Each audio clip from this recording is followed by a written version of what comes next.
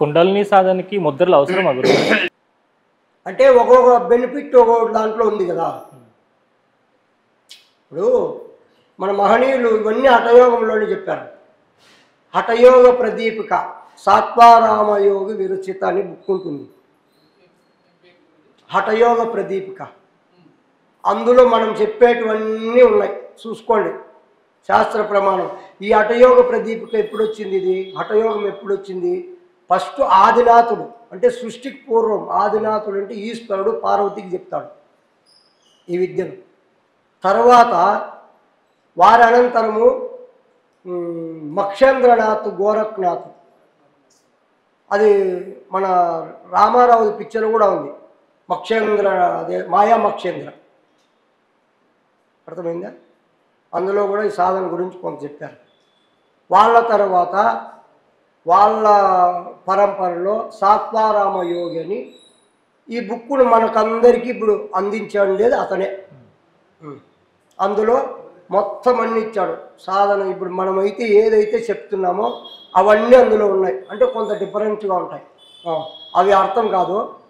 అర్థమైనట్లు ఏ book అయినా, ఏ మహనీయుడు రాసిన బుక్ అయినా అర్థమైనట్లు ఉంటుంది, అర్థం కాదు. బాగా చదవండి మీరు కావాల్సింది. ఇలా చెప్తేనే అర్థమయ్యేది. నేను చెప్పేది అలాగే నిలిచిపోవాలి, అందరికీ అలాగే చెప్తాయి. చిన్నపిల్లలకు కూడా అర్థం కావాలి, అలాగే చెప్తా, అంతే కదా. లేదంటే చెప్పకూడదు. చెప్పాలి అనుకున్నప్పుడు బాగా అర్థమయ్యేటట్లు చెప్పు, అంతే కదా. కాబట్టి ఆ బుక్లో కేసరి ముద్ర గురించి చెప్పాడు, త్రిబంధాల గురించి చెప్పాడు, ప్రాణాయామ రేచకపూర్వ కుంభకములు ఎలా చేయాలో చెప్పాడు, ఆసనాలు వేయాలో ఎలా వేయాలో చెప్పాడు. ఇంకా సట్క్రియలు ఉన్నాయి, అవి చెప్పలా హఠయోగంలో. సట్క్రియలు ఇప్పుడు మన శరీరాన్ని స్నానం చేస్తున్నాము, బాగా సోప్ వేస్తున్నాము, సెంట్ వేస్తున్నాము, శుభ్రం చేసుకుంటున్నాం. లోపల ఈ ముక్కులు, ఇప్పుడు బయటికి వెళ్తే లోపల దుమ్ము ధూళి దూరి ముక్కులో బిర్రకు బిగసకు బయట ఊపిరాడదళ్ళకు మాట్లాడినా కూడా నచ్చుకొని మాట్లాడతారు పట్టుకుపోయిన. పరిశ్యం, జలుబు, తలనొప్పి దీని నుంచే. అవి క్లీన్ చేసుకోవాలి దినము, సట్క్రియలు. దీన్ని క్లీన్ చేసుకునేకి సూత్రనేతి, జలనేతి. ఫస్ట్ ఒక పైప్ తీసుకోవాలి, పైప్ లోపలికి ఎక్కించాలి, నోట్లోకి వెళ్ళదీయాలి, మళ్ళీ ఈ పక్క ఎక్కియాలి, ఈ నోట్లోకి వెళ్ళదీయాలి. అప్పుడు వెళ్ళదీసి బాగా ఇలా మర్దన చేయాలి. అప్పుడు లోపల ఉండేదంతా దానికి మెత్తుకొని వస్తుంది. మళ్ళీ నీళ్ళు ఇక్కడ పోయాలి, ఇక్కడ వదలాలి, మళ్ళీ ఇక్కడ పోయాలి, ఇక్కడ వదలాలి. అప్పుడు ముక్కులో శుభ్రం అవుతాయి, దుమ్ము దూరం ఉండదు. అప్పుడు శ్వాస గాలి మీరు తీసుకోకపోయినా సర్రని వెళ్ళిపోతుంది పైకి, ఎందుకంటే ఏది అడ్డం ఉండదు కాబట్టి. ఇంకా పేగులు క్లీన్ చేసుకోవాలిగా. ఎన్నాళ్ళ ముందు తినిండేది బాగా ఆ పక్క ఈ పక్క కలుసుకుంటుంది. అప్పుడు బట్ట వస్త్రదౌతి అంటారు దాన్ని. బట్ట పలసాలి, కాటన్ బట్ట, 3 ఏళ్ళు వెళ్ళిపో, దాన్ని బాగా మడుచుకొని వేడి నీళ్ళల్లో వేడి నీళ్ళు కొద్దిగా ఉప్పేసుకొని బాగా మింగాలి. పూర్తి కాదు, పట్టుకునేకి ఉండే అంత. మళ్ళీ పూర్తి పోతే ఆపరేషన్ చేయాలి, తీయాలంటే వల్ల రాదు, అర్థమైందా? పూర్తి ఆ బట్ట 1 మీటర్, ఫస్ట్లో ఒక అర్ధ మీటర్, 1 మీటర్, 2 మీటర్లు, 7 మీటర్లు కూడా మింగే మహనీయులు ఉన్నారు. మళ్ళీ మింగి ఇంత పట్టుకుంటామా, లోపలికి మింగిన తర్వాత మళ్ళీ వెళ్ళదీయాలి. అప్పుడు ఆ లోపల ఉండేదంతా బట్టకు వచ్చేస్తుంది. అది వచ్చిన తర్వాత వామన అంటారు, అంటే నీళ్లు 3-4 లీటర్లు గోరువెచ్చని నీళ్ళు ఉప్పేసుకొని తగినంత నీళ్లు బాగా మింగాలి. పొట్ట ఇంతలా, ఏనుగులాగా ఇంతలా ఉబ్బాలి. మళ్ళీ ఏనుగుతొండంలో ఎలా నీళ్ళు వస్తాయో అలా కక్కేయాలి మింగిన నీళ్ళు.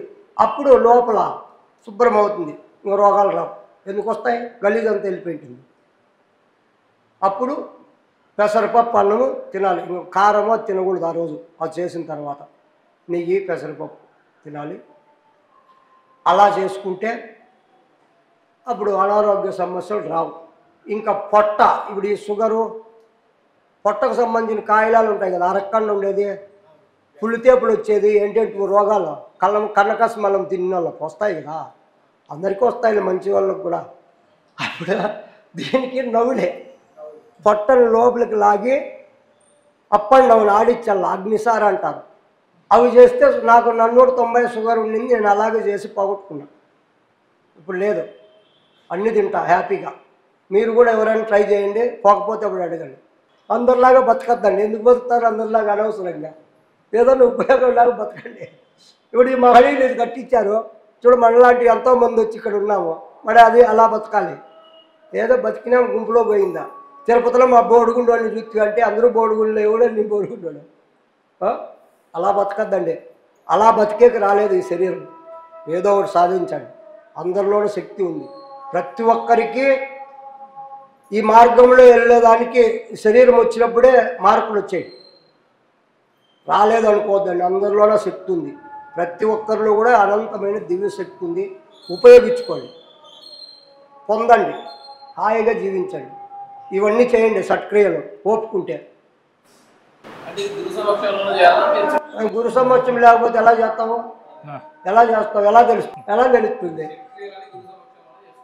చేయాలన్నా అప్పుడు ఉండి నేర్చుకుంటే ఆసక్తి ఉండి చెప్పించుకుంటే చెప్పిస్తాను. నేను ఇవన్నీ చేశా. మా గురువుగారు ఆశీర్వాదంతో అవి ఎలాగో వచ్చాయి. నేను ప్రాక్టీస్ చేసి ఇప్పుడు నేను చెప్తే కొందరికి నమ్మకం ఉండదు. ఎందుకంటే నేను అందరిలాగా 30-40 ఏళ్ళు చేయలా. అందుకే నేను చెప్తే నమ్మరు, వాళ్ళ కర్మ. 6 నెలలు చేశాను నేను. 6 నెలలు ఇప్పుడు నేను ఏమైతే చెప్పానో అవన్నీ చేశాను. అవన్నీ వచ్చాయి. నాకు ఎలా వచ్చాయో తెలియదు. మళ్ళీ గురువుగారి దగ్గర వెళ్ళి, గురువుగారు కేసరి ముద్ర ఎలా చేయాలి, వస్త్రదౌతి ఎలా చేయాలి, వామన ఎలా చేయాలి, సూత్రనేతి ముక్కులో దారాలు అని అడిగినలా. అవన్నీ వస్తాయిపోయినాయి, ఏం పెద్దవి కాదన్నాడు అంతే. కేసరి ముద్ర కూడా చెప్పాడు టెక్నిక్. ఇవన్నీ చెప్పలా. ఇవన్నీ చేసే నా సొంతంగా ఏమైంది, నేనేమనుకుంటానంటే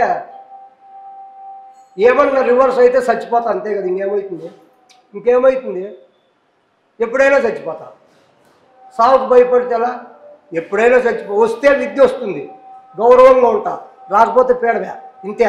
కష్టాలు లేవు, ఇంకేంది నాకు కష్టం ఉండదు, చచ్చిపోతే అయిపోయా. అవతల ఏమన్నా అయిపోయాను లేవల్లా. ఇలాగే చేస్తాను నేను అన్నీ. ఇలాగే చేసాయి కాబట్టి అవి అలాగే వచ్చాయి. వీడు ముండోడు, వీడు వదలడు కానీ వచ్చేసాయి దానంతకవే. అందుకే నేను ఇంత ధైర్యంగా చెప్తున్నాను. 6 నెలలు చేయండి, విద్య అందరికీ వస్తుంది. రాదు అనేది లేదు ఇక్కడ. చేయకపోతే రాదు, చేస్తే వస్తుంది. ఇప్పుడు చదివితే ర్యాంక్ వస్తుందా రాదా? మరి అందరికీ ఎందుకు వస్తుంది ర్యాంక్? అందరికీ ర్యాంక్ వస్తుందా? ఎందుకు రాదు? అంతే, చదువులోనికి ర్యాంక్ వస్తుంది. ఈ విద్యలో ఆసక్తి ఉండి చేసినోనికి ఉన్నత స్థితి వస్తుంది. నేను ఇలాగే ఉంటా, నేను అంతటోని కాను, దానికై పుట్టిండల్లా ఈ సోది అంతా నాకు నచ్చదు. ఇది సోది అంటాను, నాకు నచ్చదు. చేత కాకుండా నువ్వు రాదంటే అట్లా చేత చెయ్యి. ఫస్ట్ ప్రయత్నించి వచ్చేది లేని తర్వాత నువ్వు ఫస్ట్ ప్రయత్నమే చేయండి. నువ్వు ఇవన్నీ చెప్తే అట్లా కారణజన్ములు, నువ్వు కారణజన్ములు కాదు, మానవ జన్మ ఎందుకు వచ్చింది? గాడిదో గుర్రమో ఏందో పందో పుట్టాల. అట్లయితే కారణజన్ములు అయిన దానికే కదా ఈ శరీరం వచ్చింది. మరి చెయ్యి మళ్ళీ అట్లా అనేది ఎందుకు? అవన్నీ చేయలేక ఓపిక లేక, అలవాట్లు వదలలేక, ఈ ప్రేమాభిమానాలు ఇవన్నీ ఉన్నాయి కదా, ఈ బాహ్యంలో ఉండే ఆశలు, దాన్ని వదులుకోలేక ఇలా అంటారు వాళ్ళు. చెయ్యాలనుకుంటే వచ్చేస్తుంది. 6 నెలలు చేయండి. మళ్ళీ చెప్తా 6 నెలలే. ఎక్కువ కూడా మీకు టైం లేదు, అవసరం లేదు. ఎందుకంటే ఈ పొద్దున్నో రేపులే. మరి నువ్వు 6 నెలలు అంటున్నది కూడా నేను అంత లోపల పుట్టుకంటాము. నేనే పోతాను మీ ఇంటికి పోతాను. ఎవరు చెప్తున్నారు? ఎవరు చెప్పినారు? అయినా చెప్తా 6 నెలలు చేయండి. ఎందుకు రాదో మీకు ఈ విద్య.